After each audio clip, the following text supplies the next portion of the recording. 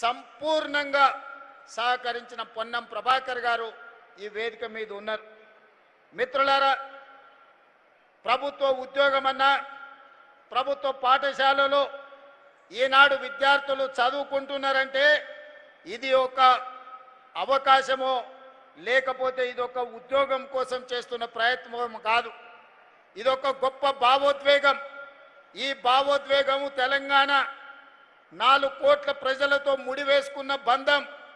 ఈ భావోద్వేగాన్ని, ఈ తెలంగాణ రాష్ట్రం యొక్క అభివృద్ధి, ఈ దేశ భవిష్యత్తు తరగతి గదుల్లోనే ఉన్నది. ఈ తరగతి గదులను పునరుద్ధరించాలి. విధ్వంసం అయిపోయిన తెలంగాణ విద్యాశాఖను ఈనాడు వికాసం వైపు నడిపించాలని రాష్ట్ర ప్రభుత్వం నిర్ణయం తీసుకొని సహచర మంత్రివర్గ సభ్యుల సహకారంతో ఈనాడు తెలంగాణ రాష్ట్ర ప్రభుత్వం తన బడ్జెట్లో 8.5% నిధులను కేటాయించడం జరిగింది. 26,600 కోట్ల రూపాయలతోటి ఈనాడు ఈ పేదలు, ముఖ్యంగా SC, ST, BC, minority and backward ఆర్థికంగా వెనుకబడిన విద్యార్థుల భవిష్యత్తు కోసం ఈనాడు తెలంగాణ రాష్ట్ర ప్రభుత్వం 26,600 కోట్ల రూపాయలు ఖర్చు పెడుతుంది. ఈ ఖర్చుగా మా ప్రభుత్వం భావించడం లేదు. ఈ ప్రభుత్వం ఈ నిధులను భవిష్యత్తు పెట్టుబడిగా భావిస్తున్నాం. ఈ నిధులు భవిష్యత్ తరాల యొక్క భవిష్యత్తును నిర్ణయించే పెట్టుబడిగా మేము భావిస్తున్నాం. ఈరోజు దిక్కులేని వాళ్ళుగానో ఎస్సీ, ఎస్టీ, బీసీ, మైనారిటీ హాస్టళ్లలో చదువుకుంటున్న వాళ్లకు కొంతమంది కనిపిస్తారేమో, కొంతమంది కనిపిస్తుందేమో. నాకు, నా సహచర మంత్రివర్గ సభ్యులకు రేపటి భవిష్యత్తుకు వీళ్ళే దిక్సూచులు. రేపటి భవిష్యత్తును, బలమైన ఆర్థిక పునాదులను నిర్మించే తెలంగాణ భవిష్యత్తు తరగతి గదుల్లోనే ఉంది, ఈ సోషల్ వెల్ఫేర్ హాస్టళ్లలోనే ఉంది అని సంపూర్ణంగా విశ్వసించి 10 సంవత్సరాలు మీ డైట్ ఛార్జెస్ పెంచలేదు. మేము వచ్చిన ఎంబడే 40% డైట్ ఛార్జెస్ పెంచినాం. 16 సంవత్సరాలు కాస్మెటిక్ ఛార్జెస్ పెంచలేదు. గ్రామీణ ప్రాంతాల నుంచి, తండాలలో, గూడాలలో, మారుమూల పల్లెల్లో నుంచి వచ్చే పిల్లలు తమ తల్లిదండ్రులను కాస్మెటిక్ ఛార్జెస్ కోసం, ముఖ్యంగా ఆడపిల్లలు చిన్న చిన్న అవసరాలకు తల్లిదండ్రులను అడగడానికి సంశయిస్తున్న సందర్భం, రాష్ట్ర ప్రభుత్వం ఇవ్వవలసిన కాస్మెటిక్ ఛార్జెస్ ఇవ్వకపోవడం, ఇచ్చినవి కూడా అరాకొర ఉండడం వల్ల పాపం మా ఆడపిల్లలు చాలా ఇబ్బందికి లోనైంది. అందుకే వివరాలు తెప్పించుకొని 200% కాస్మెటిక్ ఛార్జెస్ పెంచి ప్రతి నెల ప్రభుత్వ ఉద్యోగులకు, ఐఏఎస్లకు, ఐపీఎస్లకు జీతాలు ఏ విధంగా ఇస్తున్నామో కాస్మెటిక్ ఛార్జెస్ కూడా ఈ పిల్లలకు 1వ తారీఖు నాడు ఇవ్వాలి అని మా అధికారులకు ఆదేశాలు ఇవ్వడం జరిగింది. ఇవాళ మిత్రులారా, తెలంగాణ రాష్ట్రం 12 సంవత్సరాలు పూర్తి చేసుకున్నది. 10 సంవత్సరాలు అధికారంలో ఉన్న వాళ్ళు ఏనాడు విద్యాశాఖకు ప్రాధాన్యత ఇవ్వలే. ప్రభుత్వ పాఠశాలలు మూసివేస్తూ, పేద ప్రజల పట్ల నిర్లక్ష్యం వహిస్తూ తెలంగాణలో ఉన్న విద్యాశాఖను విధ్వంసం చేసింది. నేను రాజకీయాల జోలికి వెళ్ళను, అనవసరమైన విషయాలు నేను మాట్లాడను. కానీ నేను చేస్తున్న ప్రయత్నం రాష్ట్ర ముఖ్యమంత్రిగా ఫైనాన్స్ కావచ్చు, రెవెన్యూ కావచ్చు, ఐటీ అండ్ ఇండస్ట్రీస్ కావచ్చు, one of the best portfolio నేను తీసుకొని ఉండొచ్చు. కానీ నేను ఈ దేశ భవిష్యత్తు గ్రామీణ ప్రాంతాలలో ఉన్నది, దేశ భవిష్యత్తు తరగతి గదుల్లో ఉంది.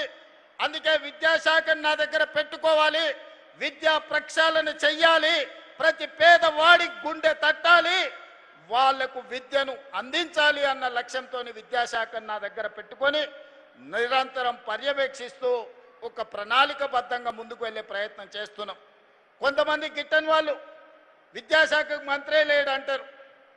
తెలంగాణ రాష్ట్ర ముఖ్యమంత్రి ఈనాడు విద్యాశాఖను మొదటి ప్రాధాన్యత కింద తీసుకొని ఈ తెలంగాణ రాష్ట్రంలో మేము ప్రయత్నం చేస్తున్నాం. మీరు చేసిన విధ్వంసం, 10 సంవత్సరాలు మీరు పాల్పడ్డ అరాచకం, 100 సంవత్సరాల నష్టం తెలంగాణ రాష్ట్రానికి జరిగింది. అందుకే ఈనాడు అన్ని రకాలుగా ఆలోచన చేసి ఈరోజు పేద పిల్లలు నర్సరీ కానీ తల్లిదండ్రులు శ్రీమంతులు ధనవంతులు ఏ విధంగా నర్సరీ కిండర్ గార్డెన్ లేకపోతే ఎల్కేజీ యూకేజీకి వాళ్ళ పిల్లల్ని పంపించుకుంటుండ్రో అత్యంత నిరుపేద ఉపాధి హామీ కూలికి వెళ్ళే తల్లిదండ్రులు కూడా తమ పిల్లల్ని నర్సరీ ఎల్కేజీ యూకేజీకి పంపించాలని తెలుగుతో పాటు ఇంగ్లీషు నేర్పించాలని ఆ తల్లిదండ్రులు కలలు కంటున్నారు. కానీ మన ప్రభుత్వ విధానంలో ఈనాడు నర్సరీ ఎల్కేజీ యూకేజీ విధానం లేదు. ఇంగ్లీషు విద్యకు అంత ప్రాధాన్యత లేదు. అందుకే పేదవాళ్ళు ఎంత కష్టపడైనా సర్వం అమ్ముకొనైనా సంపాదించింది మొత్తం కేటాయించైనా తమ పిల్లల్ని ప్రైవేట్ స్కూళ్ళకు పంపించడానికి ప్రయత్నం చేస్తారు.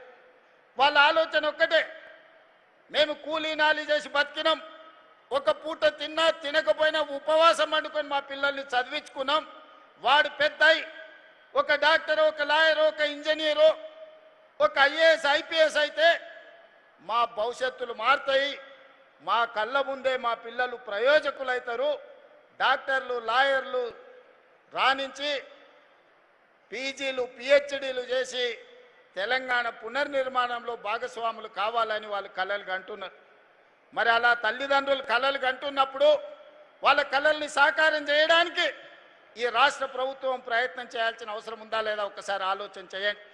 అందుకే ఈనాడు ఎవరేమనుకున్నా సరే నర్సరీ నుంచి ఎల్కేజీ యూకేజీతో పాటు 10th తర్వాత 11th and 12th నర్సరీ నుంచి 12th వరకు ఒక ఎడ్యుకేషన్ సిస్టమ్ని డెవలప్ చేయాలని నేషనల్ ఎడ్యుకేషన్ పాలసీతో పాటు తెలంగాణ ఎడ్యుకేషన్ పాలసీని తయారు చేసుకొని ఈనాడు ప్రక్షాళన కార్యక్రమాన్ని మొదలు పెట్టుకున్నాం.